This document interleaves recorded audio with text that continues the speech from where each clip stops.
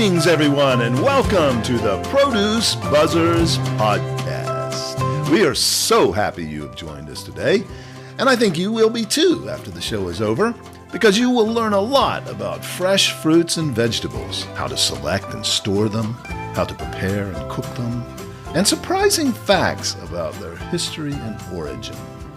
We hope it inspires you to eat more fresh fruits and vegetables, not only for your health, but also for your delight and pleasure as you explore their amazing world of taste and delicious flavors.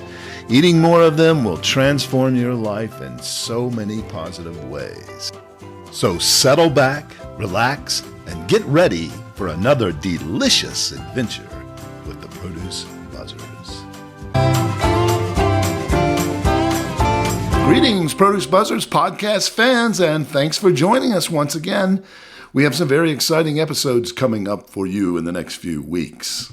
In March, the Produce Buzzers attended the annual Southern Exposure Convention hosted by the Southeastern Produce Council.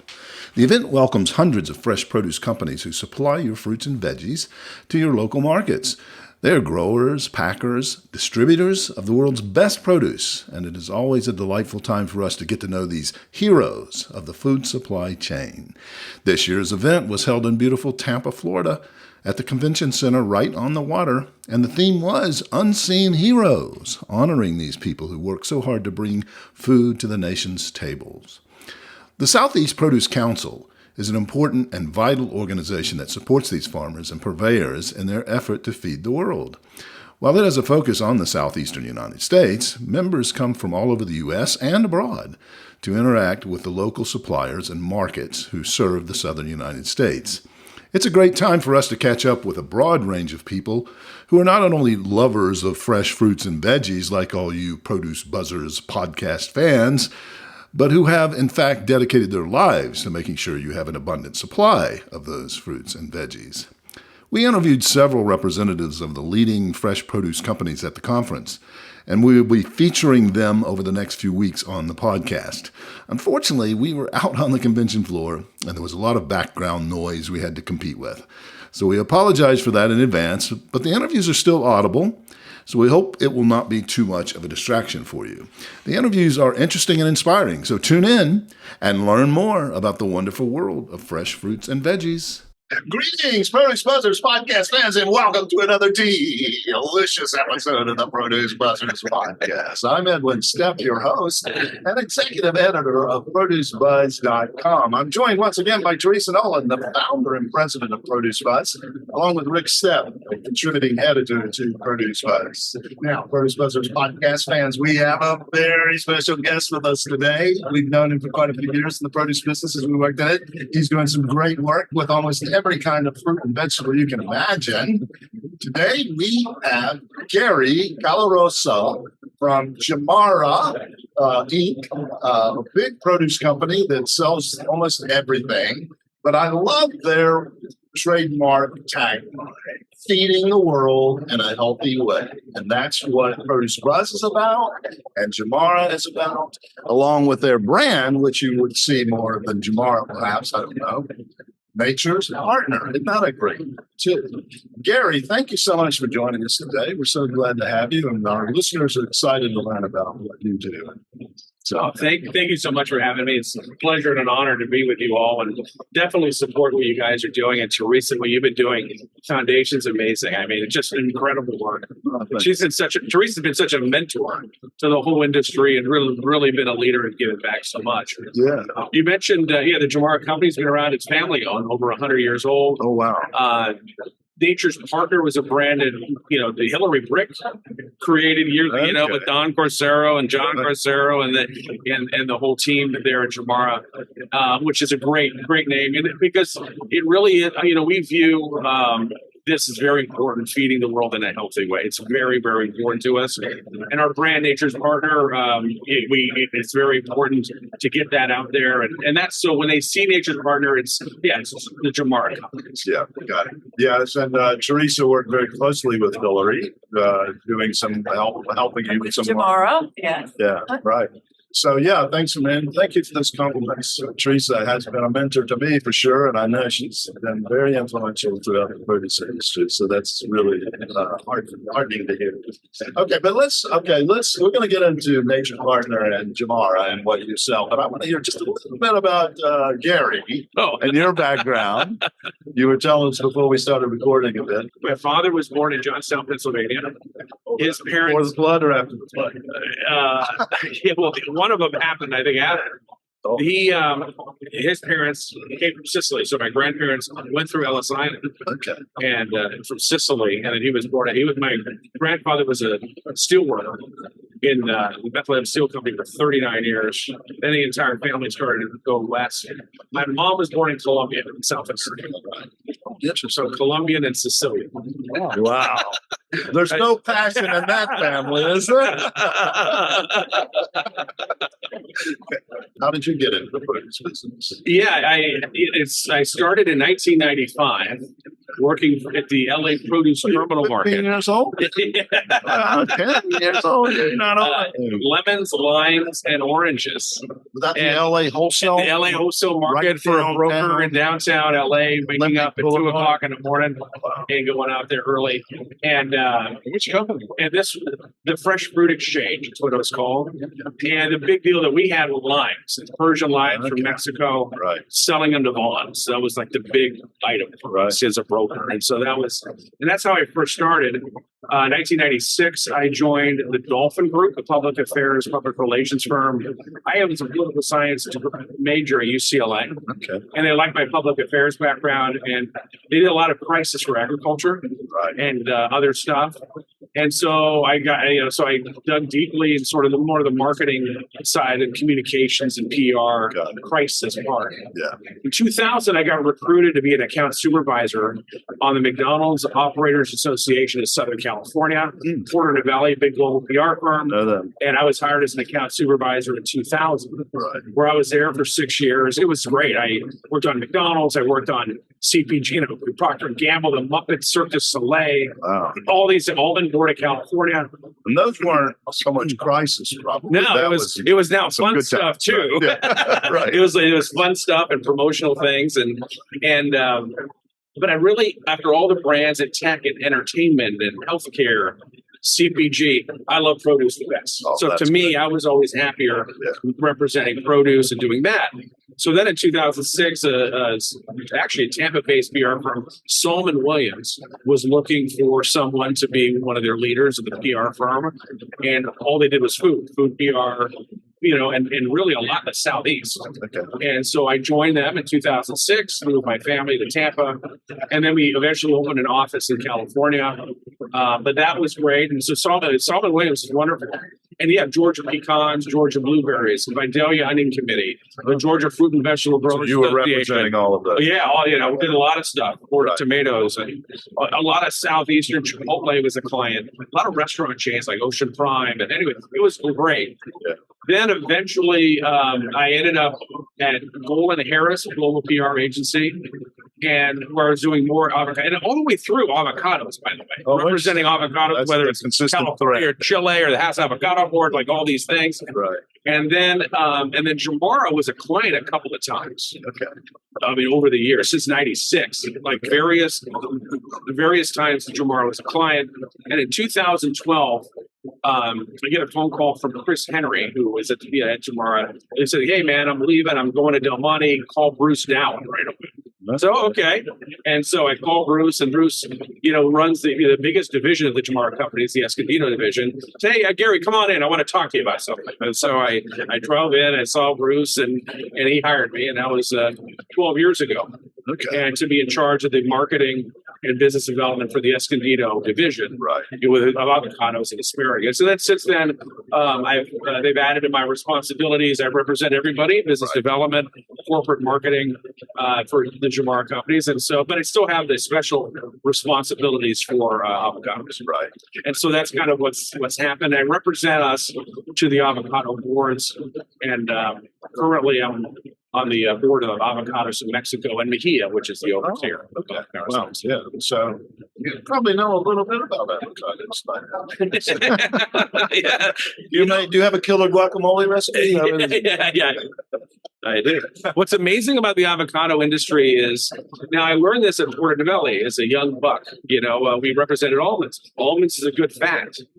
And my colleagues there that I worked on the account, and they said, no, Gary, when you go to the checkout stand, we want the consumer to say, you know what, almonds are good for you. I don't know where I heard it, but they're good for you. We want avocados to be there. Right. And so the same nutritional research institutions that was used for that almond, my colleagues at Portobello, they started food mines hired by the Hass Avocado Board, and they did that. They went to the same research institutions, because the avocados are good fat, but obviously a lot of use, a lot more uses with avocados and almonds. Delicious. And they went to the same places, and over time, it worked. Right. And then, so the nutritional message, which was in the top 10 of an importance for the consumer for avocados, now it's not. Right.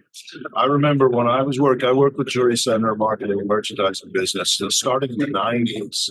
And I had the East Coast or the Northeast to go and merchandise avocados. And I go and they were taking like a pallet of avocados for a whole chain in those days.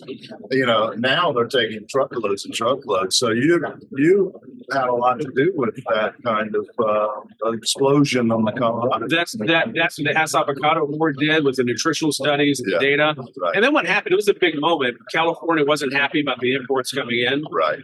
There was a deal made, an act passed in Congress, the Hass Avocado Act, which then said everyone's assessed 2.5 cents per box. So then what happened? You had all this money to promote the consumer. What's great is the industry felt like, you know what?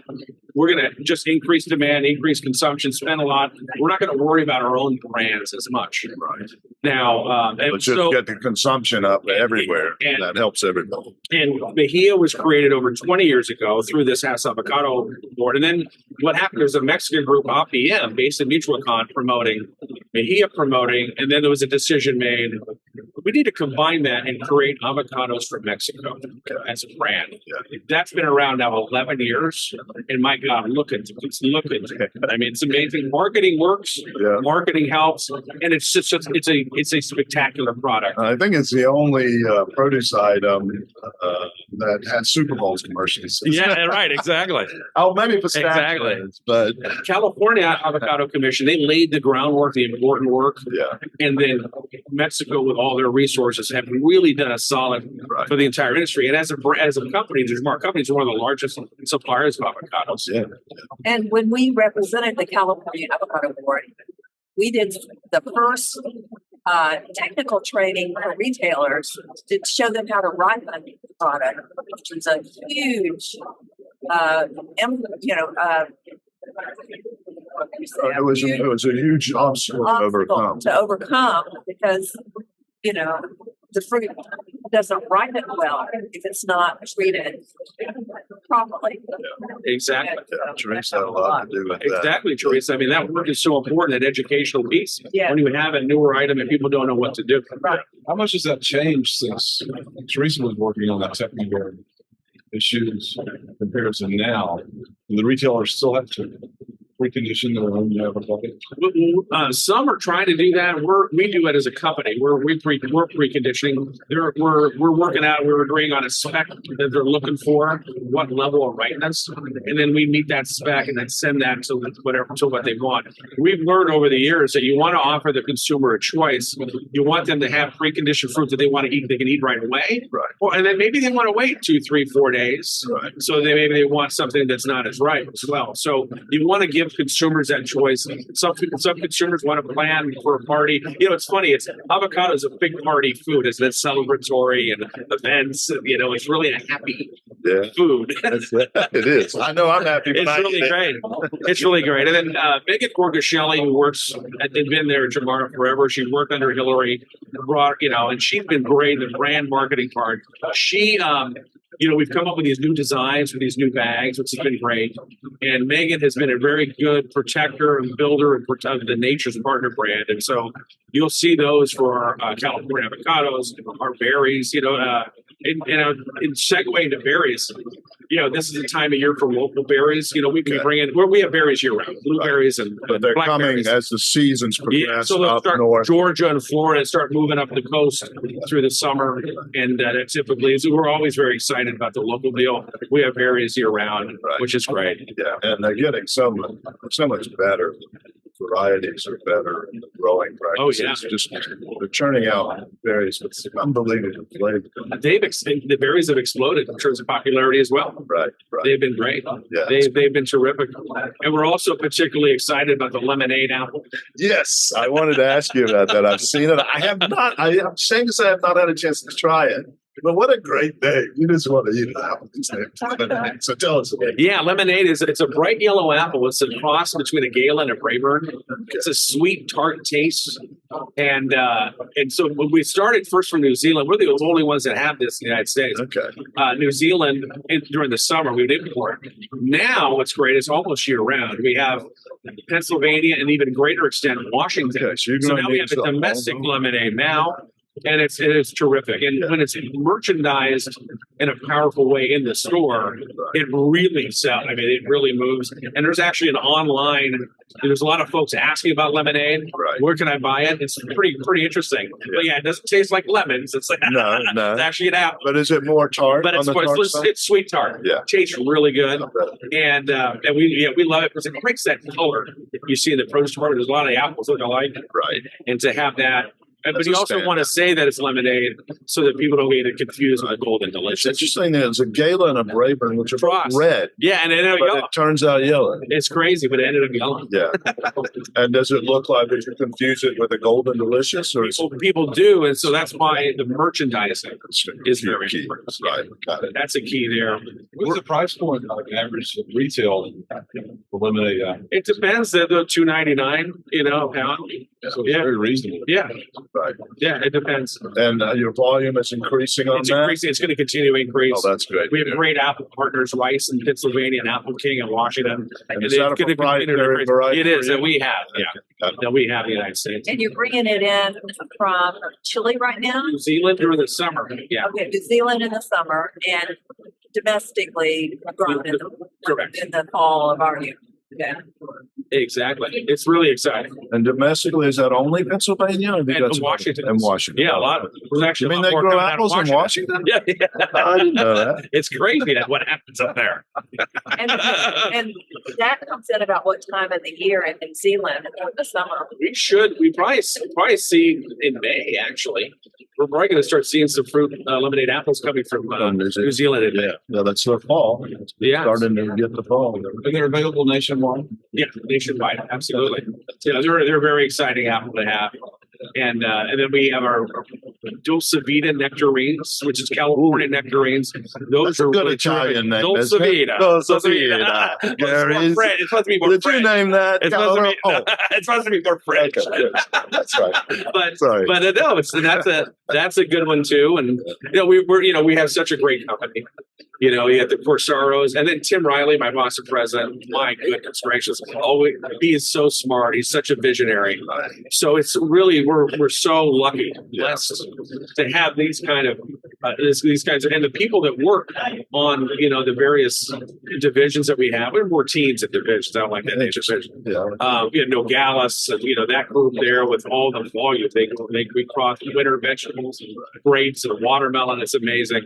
I mean, we have so many great items, so many great people that are experts within those particular commodities. And also for us, we have, and it's just, spearheaded by Tim in terms of the services and logistics and all the other parts that how our industry sort of functions and our company functions. It's really, really good stuff. Yeah. They're an amazing company, and it has such a family atmosphere. And I loved every day that I worked with the Giumarra Companies. Oh, thank you, Teresa. And that's, Oh, yeah. we love to highlight companies that are multi-generational like that. We've had several, and there are some. And to tell our listeners, I think a lot of our listeners have bought into the misconception that agriculture in the U.S. is just big corporations, but these are small family farms. A lot of them that are They are. growing. A lot of them are small. Yeah, and they help them market and distribute, but they're small farm, and this going back so many generations. Giumarra, that's a And great what's so story. great with Tim and John Corsero and Dr. Survey, their vision is, look, it's a long-term view. It's not just a quick buck. Let's just do this one quarter and hey, let's all look good. Yeah. It's like, no, you know what? Let's try to grow it. It's just so smart and so strategic. It really, really is. So that reminds me of one of your other taglines, the love of the land. Yes, exactly. So they are being stewards to make sure that land is going to be producing for years to come. Correct. We're also a big supporter of Fair Trade USA. Okay. We have Fair Trade USA certified products, and they were at the booth today here at Southern Exposure in Tampa. For an hour, it was a Fair Trade USA hour. Okay. And so they were there, which was great. We support that as well. Fantastic. That's great. Well, Gary, it's such a pleasure to have you. I know you guys have so many things. We've got to have you back. Oh, sure. More than Absolutely. once, maybe 2 or 3 times. We'll spread it out. So, because I know you're a busy man, but we got to hear more about what you guys are doing. That would be great. No, it's a Now- real honor. Now, Gary, something I didn't tell you because I figured if I did, you would just back out right away. We make every guest go through a very painful ritual on this podcast. With this segment, we call homegrown. And why we call that? Teresa loves puns. Oh. And she has insisted that she gets to tell a pun or ask a pun in every episode. Now, what you have to understand is that the puns are really bad. So it's painful to hear the answers. Yeah, but it's we grown. That's what we got our grown. So you got to sit through it. That's, No problem. That's great. That's No, your it's terrific. fee for being on the can't wait to show. hear. Okay, Teresa, what's your kind of homegrown of the day? Okay, well, the industry knows that the Giumarra Company is very big in the grape business. But why is it that grapes make terrible comedians? Let's think about it. I see. She's usually a form of a question. We try to guess before we get the answer. We try to guess what the pun would be. So, why is it that grapes make terrible comedians? Yeah. Okay. You're the first students. Grapes. Something about being crushed. They crush the audience. No, I don't. They get crushed by the audience. I'm trying. I don't know. Come on, Rick. You always have something. It's blanket. It's late in the day. Gary, you have any ideas? No, I don't. Wow, that's it's funny in LA. I know a lot of comedians. Okay. Some are good and some aren't so good. Yeah. Maybe they're not. Yeah. Yeah, there you go. All right, Teresa. Okay, so grapes make terrible comedians because their jokes always turn into a bunch of whining. Don't laugh, Gary. That's a grow. Okay. Well, sorry for punishing you, but it's a ritual. But Gary, thank you so No, much. for thank you joining guys. us. Thank It's you always guys. a pleasure Thank to see you. you. It's an honor. Keep up the great work you're doing. Oh, thank you. And we hope to have you back. Thank you. We love you. Well, thank you, listeners, for tuning in to the Produce Buzzers podcast, brought to you by Produce Buzz, the gathering place for lovers of fresh fruits and veggies. We hope you were entertained a bit and educated a lot about fresh produce. Be sure to join us next time, and please tell your friends to do so as well. Like, share, and comment on our Produce Buzz Facebook page, and check out our website at www.producebuzz.com. There you will find articles about fresh fruits and veggies, how to select, store, and prepare them, as well as lots of interesting facts about all the wonderful bounty the earth provides for us. Until next time, be fruitful and don't forget to veg out.